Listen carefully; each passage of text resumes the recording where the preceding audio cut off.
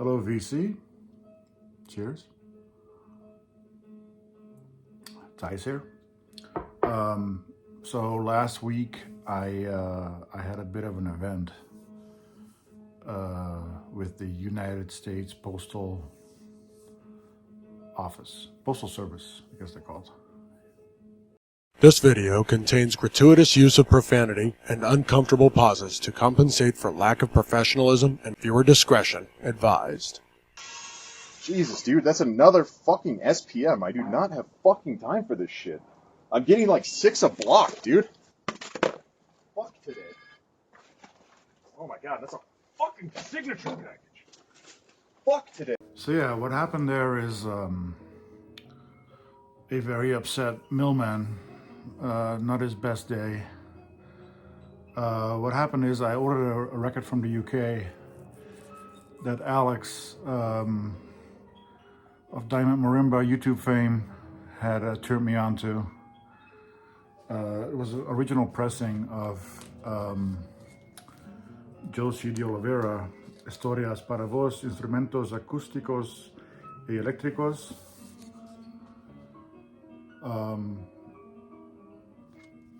Mr. Bongo out of the UK ended up with some desktop copies from the estate. I think they're still for sale. I hope I'm not letting the cat out of the bag here. But yeah, so I ordered that record about 2 or 3 weeks ago now. And it finally arrived. It was supposed to arrive on a certain day, and I work from home. And the mailman was not having his best day, like I said, and he, well, you saw it in the video. He dropped the package down and took the package with him. Never even thinking about ringing the doorbell, in which case I would have come up and signed for the package. So I ended up going to the post office a little bit later after work. With the video in hand. That's actually a short version that I just showed you guys. And talked to the supervisor and got my package. And the mailman was off duty for a few days, and he's been back now, and he's been quiet and no problems with him anymore. So, you know, everyone has a bad day, but this is not the cheapest record.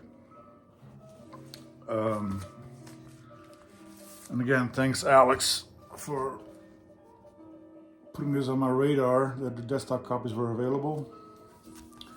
And yeah, happy to have this now. No damage to the package, thankfully. Just needed a good cleaning and sounds fantastic.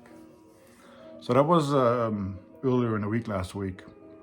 So last Sunday morning I met up once again with Steve Carlson.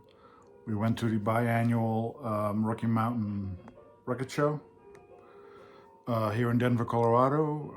Happens every spring and every fall. And yeah, we got tickets for Sunday. You have to pay now for Sunday, which is used to be free. It's still like $5, but yeah, it's at the Denver Sports Castle. Kind of an abandoned, well, not abandoned, but a building that's not really used for anything permanent right now. So I guess they rent it out to fairs like these, like the Rocky Mountain Record Show. Usually, I've been there now 3-4 times, not including this last time. They utilize all 3 floors of the building, but this time only the first 2. Not sure what that means for the fair or for the show. It was a bit cramped, especially on the second floor. But yeah, ran into, well, didn't run into, I saw Gary Solstrom from Paramount Pressing. He had a table there, they had a table there, Whatnot had a table there. Discogs might have had a table, don't recall. Many vendors. My favorite, once again, just like last time, was a private seller. I got the best stuff from him for sure. So yeah, let's get into it. So first, I was browsing through Slolo. Their selection, the prices have kind of skyrocketed.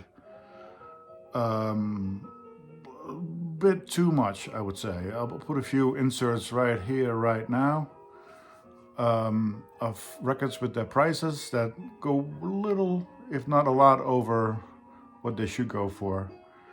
So I was browsing through Slolo, and Steve taps me on my shoulder, and he's like, "Hey, I found this vendor one stand over, and they have an esoteric section." So I'm like, "Okay, let's go there."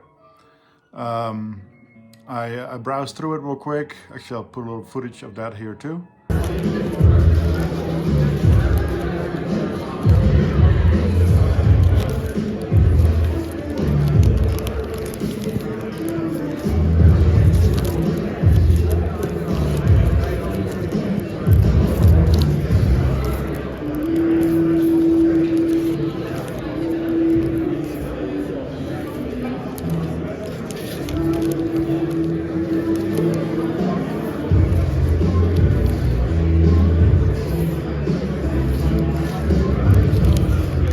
That's esoteric.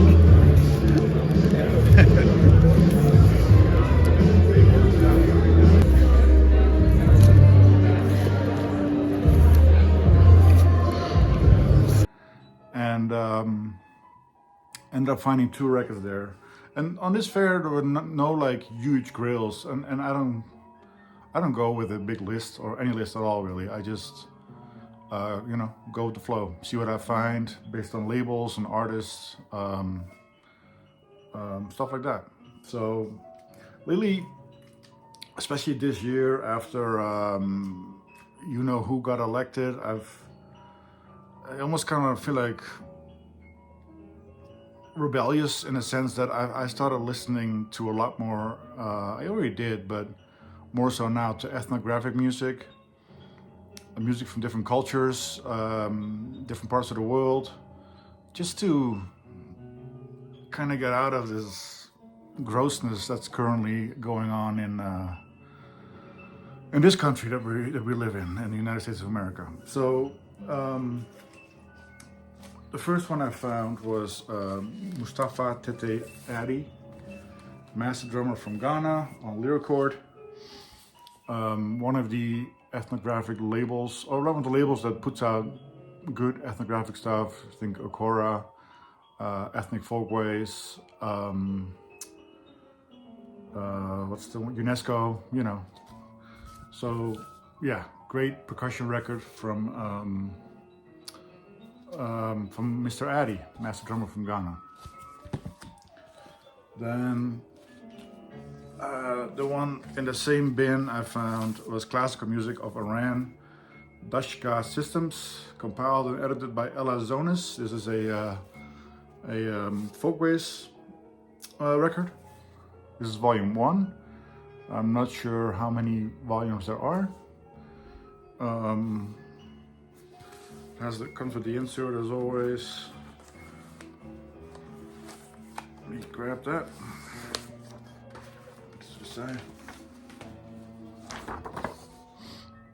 Always great information that I should read more of, if I'm being honest. I always browse through it, but I never fully read it usually. So that's that. Then I went to Wax Tracks. They had a stand there again, little table. Well, not a little table. They had like 4 or 5 tables. Some other good stuff, but pretty pricey. I think I know Steve picked up something pretty exciting to him. I picked up one record there, a Philip Glass I didn't have, Glassworks. This is, what label? CBS from '82. And yeah, always happy to add a Philip Glass to the collection that I don't already have. Walking around a little more, I found a bin with labeled experimental out there music. And this was I think $5-6. It's a EP or a single, 12-inch 45. David Thomas vocal performances. I believe he's the singer, or has been, or currently is the singer of Pere Ubu. And this is a vocal experimentation. It's 2 tracks, 1 on each side. Good stuff. And then I passed by a dealer, a private dealer, and he had a sealed copy of Song for the Old World, Anthony Davis, with Edward Blackwell, Mark Helios, and Jay Hoggart. Anthony Davis and Blackwell kind of did it for me to grab this one. Indian Navigation, original pressing. Does have the cut corner, but who cares? So yeah, sealed copy of that. Sounds great. Then my favorite private dealer, who cut me an amazing deal. So I was browsing a little bit through a bin, and Steve was right next to me at the time, browsing through the bin next to me. And so first I found this. This is kind of I've seen this around, I think. That's what you've been listening to, assuming you can hear it well, because it's a little low, because the family's asleep. This is a Clarence Barlow, and I'm not even going to attempt to read the title of this album. As you can hear, hopefully it is classical, but with an edge, you know. Bit of a death by, like I might have already said. German record on Virgo label, 82. And yeah, sounds great. Like I said, a death by, amazing title that I'd love to be able to pronounce. I think it's Turkish, if I can, but yeah. And then so I kind of cut a deal with this dealer, because I was, like I said, I saw Steve kind of digging next to me, and I'm like, whoa, go back one. And that was this record. And I didn't right away recognize it as what it was, but then as you flip back, I saw the names. I'm like, oh shit, okay, that's what it is. And it actually is the original label. Had to go through a few cleanings, but pretty good. There we go. And the third record I got from this dealer. So this is Faye Basho, Oaks, Tossic White on the Tacoma label, 67. Primitive guitar music. So the third record I found from this dealer is Worlds Within Worlds, Basil Kirchen.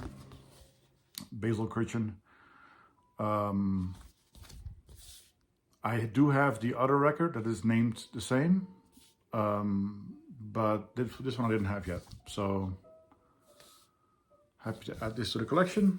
Basil Kirchen, this came out in 70, don't know. Let's see it on the record. 74. There it is. So yeah, he saw me looking at him, and he's like, you know, I'll do this for this record, this for this record. So I got all three for about half the going price of this one. So very happy. He was happy to get rid of him, it seemed, and I'm happy to add him to my collection. So I mentioned earlier I was looking at Slolo from Albuquerque, New Mexico. And the prices are kind of all over the place, not the best these days. The offering is still pretty good, but they had some dirty records too. But I had seen Dave, Local Bandography's video a day or two before, if not the same day.